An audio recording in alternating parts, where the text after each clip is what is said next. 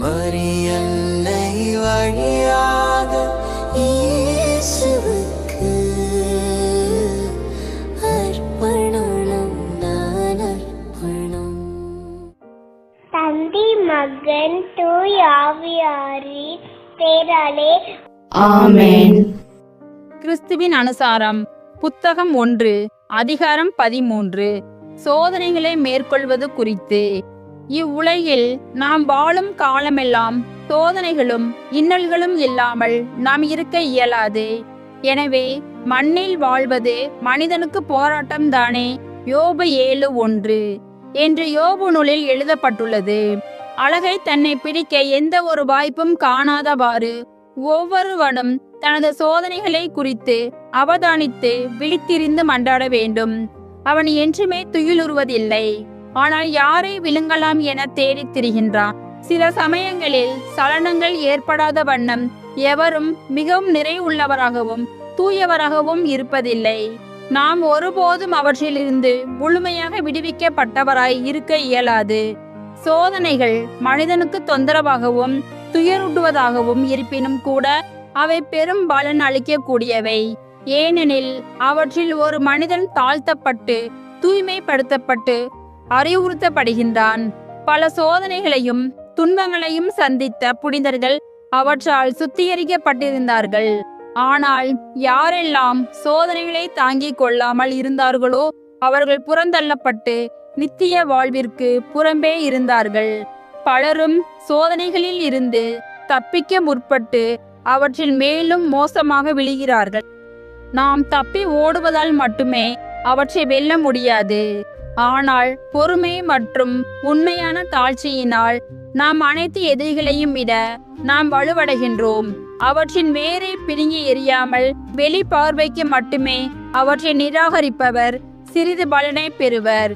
சோதனைகள் விரைவில் திரும்பும். அவர்களே தங்களை மேலும் மோசமான நிலையில் காண்பர். உங்கள் கடின தன்மை மற்றும் மனம் தளராமையை விட இறை அருளால் உங்கள் மதிப்பீடுகள் மற்றும் பொறுமையின் மூலம் நீங்கள் அவற்றை வெல்வீர்கள். அடிக்கடி சோதனைக்கு உட்படுபவரை கலந்து ஆலோசியுங்கள். சோதிக்கப்பட்ட ஒருவருடன் கடுமையாக நடந்து கொள்ளாதீர்கள். மாறாக உங்களுக்கே செய்யப்பட்ட நீங்கள் விரும்பும்படி ஆறுதலை பொழியுங்கள். நிலையற்ற மனமும் கடவுள் மீது நம்பிக்கையே இல்லாமல் இருப்பதுமே எல்லா சோதனைகளின் துவக்கமாக இருக்கின்றது.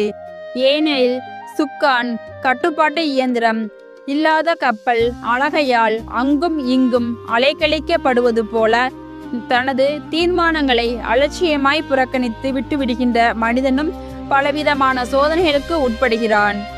தூய ஆவியார் ஜெபம். தூய ஆவியாரே எழுந்தருளி வாரும்.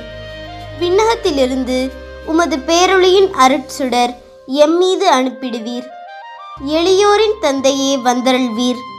நன்கொடை வள்ளலே வந்தருள்வீர். இதய வந்தருள்வீர்.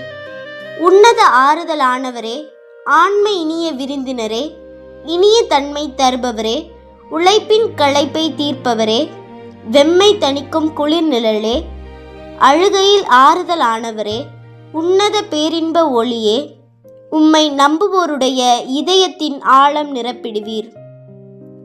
உமது அருளாற்றல் இல்லாமல் மனிதரில் எதுவும் இல்லை.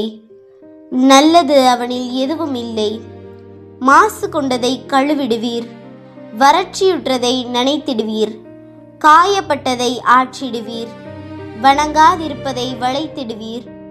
குளிரானதை குளிர் போக்கிடுவீர். தவறி போனதை ஆண்டருள்வீர். இறைவா, உம்மை நம்பும் அனைவருக்கும் உமது 7 கொடைகளையும் வழங்கிடுவீர். புண்ணிய பலன்களையும் வழங்கிடுவீர். இறுதியில் மீட்பை அளித்து அளவில்லாத இன்பமும் அருள்வீரே. ஆமேன். சமுத்திரத்தின் நட்சத்திரமே, சமுத்திரத்தின் நட்சத்திரமே வாழ்க. கடவுளின் கருணை உள்ள தாயே, எப்பொழுதும் கன்னிகையே, மோட்சத்தின் இனிய வாசலே வாழ்க. கபிரியேல் தூதன் உரைத்த மங்கள வாழ்த்துரையை ஏற்று ஏவையின் பெயரை மாற்றிய தாயே, சமாதானத்தில் எங்களை நிலை நிறுத்துவீராக. குற்றவாளிகளின் பாவ விலங்கை அறுப்பீராக. பாவ இருளில் உள்ளோருக்கு ஒளி அருள்வீராக. எங்கள் எல்லா தீமைகளையும் நீக்கி நலன் அனைத்திற்காகவும் மன்றாடுவீராக. தாய் என்று உம்மை காட்டும் எங்களுக்காக உமது மகவாக பிறந்த தேவசுதன் மன்றாட்டின் மூலம் எங்கள் வேண்டுதலை ஏற்பாராக. கண்ணீருள் சிறந்த கன்னிகையே, அனைவரிலும் மிக சாந்தமுள்ள அன்னையே, எங்கள் பாவங்களிலிருந்து எங்களை விடுவியும். சாந்தமும் கற்பும் உள்ளவர்களாக்கும் பழுதற்ற வாழ்வை எங்களுக்கு தாரும். உமது குமாரன் இயேசுவை நாங்கள் கண்டு என்றும் மகிழ்ந்திருக்க எங்கள் பாதையை பத்திரமாய் காத்தருள்வீராக. தேவ பிதாவுக்கும் துதி உயர் கிறிஸ்துவுக்கும் பரிசுத்த ஆவியான தேவனுக்கும் திருத்துவரான ஏக கடவுளுக்கும் புகழ்ச்சியும் மகிமையும் உண்டாவதாக. ஆமேன். ஆண்டவரை எனது உள்ளம் போற்றி பெருமைப்படுத்துகின்றது.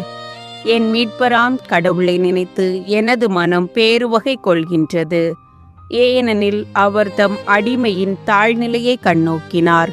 இது முதல் எல்லா தலைமுறையினரும் என்னை பேறு பெற்றவர் என்பர். ஏனெனில் வல்லவராம் கடவுள் எனக்கு அரும் பெரும் செயல்கள் செய்துள்ளார். தூயவர் என்பதே அவரது பெயர். அவருக்கு அஞ்சி நடப்போருக்கு தலைமுறை தலைமுறையாய் அவர் இரக்கம் காட்டி வருகிறார். அவர் தம் தோல் வலிமையை காட்டியுள்ளார். உள்ளத்தில் செருக்குடன் சிந்திப்போரை சிதறடித்து வருகிறார். வலியோரை அரியணை நின்று தூக்கி எறிந்துள்ளார். தாழ்நிலையில் இருப்போரை உயர்த்துகிறார். பசித்தோரை நலன்களால் நிரப்பியுள்ளார். செல்வரை வெறுங்கையராய் அனுப்பிவிடுகிறார். மூதாதையருக்கு உரைத்தபடியே அவர் ஆபிரகாமையும் அவர் தம் வழிமரபினரையும் என்றென்றும் இரக்கத்தோடு நினைவில் கொண்டுள்ளார். தம் ஊழியராகி இஸ்ரேலுக்கு துணையாக வருகிறார். ஆமேன். தந்தைக்கும் மகனுக்கும் தூய ஆவியாருக்கும் மாட்சிமை உண்டாவதாக. தொடக்கத்தில் இருந்தது போல இப்பொழுதும் எப்பொழுதும் என்றென்றும் இருப்பதாக. ஆமென்.